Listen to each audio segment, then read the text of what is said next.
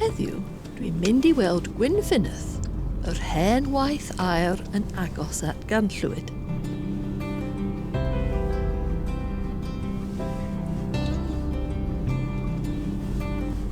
Rhaid I chi fod yn ofalus pan dach chi'n gyrru ar hyd y ffordd gul i'r maes parcio.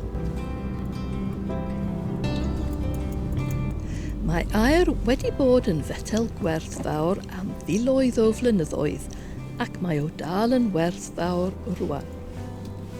Ond dydy o ddim yn hawdd tynnu'r mwyn aur allan o'r ddaear ac mae'r proses yn ddrud.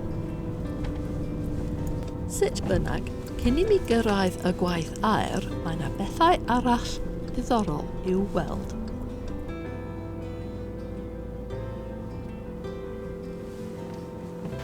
Helo, heddiw dwi'n dechrau daith cerdded ym maes parcio yng Coed y Brenin.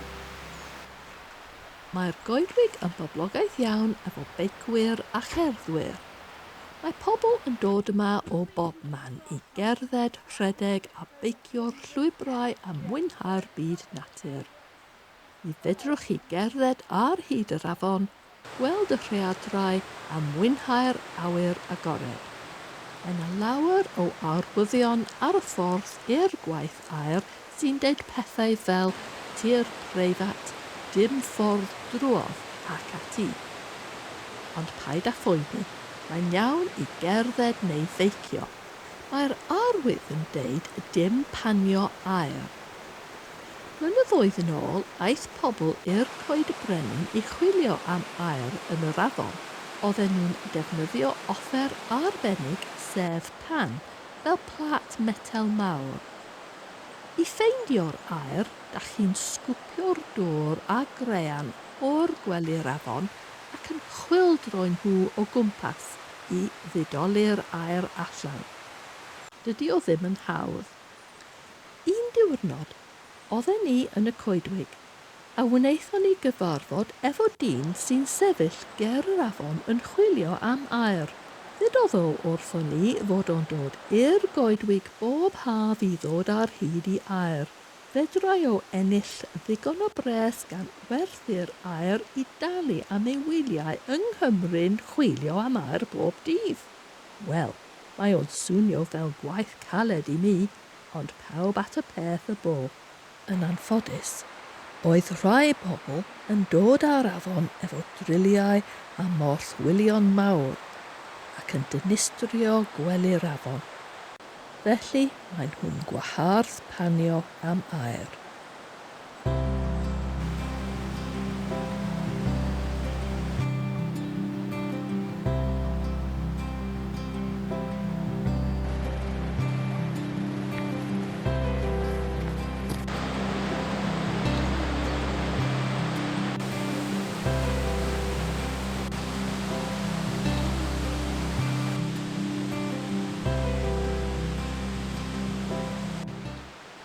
Cyn cyrraedd y gwaith aur, mae yna rhywbeth diddorol i'w weld. Mae gan y cwmni clogau prosiect egni adnewyddadwy ar yr afon Mawddach. Maen nhw'n defnyddio'r dŵr I greu trydan gwyrdd. Ond, dydy o ddim y tro cyntaf bod yr afon yn cael ei defnyddio I greu trydan.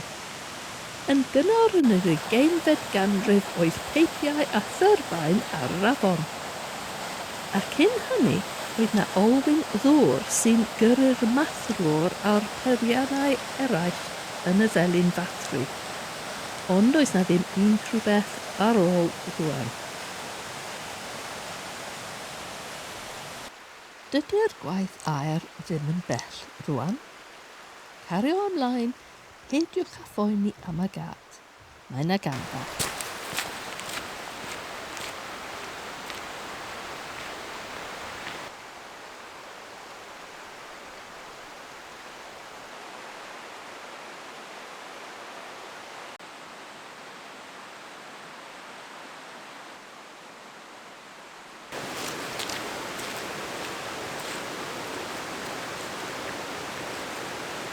Wel, dyma'r hen gwaith aur.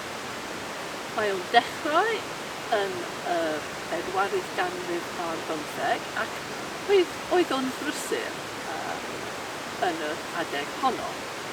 Ond, yn anffodus, mae'n anodd ac mae'n costus i tynnu'r aer tu allan y daear. Rwan, mae yna cwmni sy'n trio agor y gwaith aer unwaith eto, ond mae'n anodd i cymryd yr aer heb rhoi llygredd yn yr afon. Yn anffodus, does na ddim posibilrwydd i fynd yn y safle'r dyddiau hyn. Felly, dyma rhai o fy hen ffotograffau. Gaeth aer ei ffeindio am y tro cyntaf yn yr afon uwch ben y safle hwn. Ar ôl hynny, oedd y gwaith aer yn tyfu tan oedd na dwrneli ym mhob man. Yr unigolyn oedd yn fwyaf llwyddiannus yng Gwynfynydd oedd William Pritchard Morgan, Brenin Aer Cymru. Ar diwedd y 4th ganrif ar 15, dros gyfnod o 2 flynedd, cynhychwyd Gwynfynydd 10,000 awns o aer. Os ydych chi isio, fedrwch chi gario ymlaen ar hyd y llwybr cyhoeddus tu ôl y safle. Fedrwch chi gael cipolwg o'r safle dros y ffens. Ond rhaid i mi fynd adre rwan. Tan y tro nesaf, hwyl am y tro.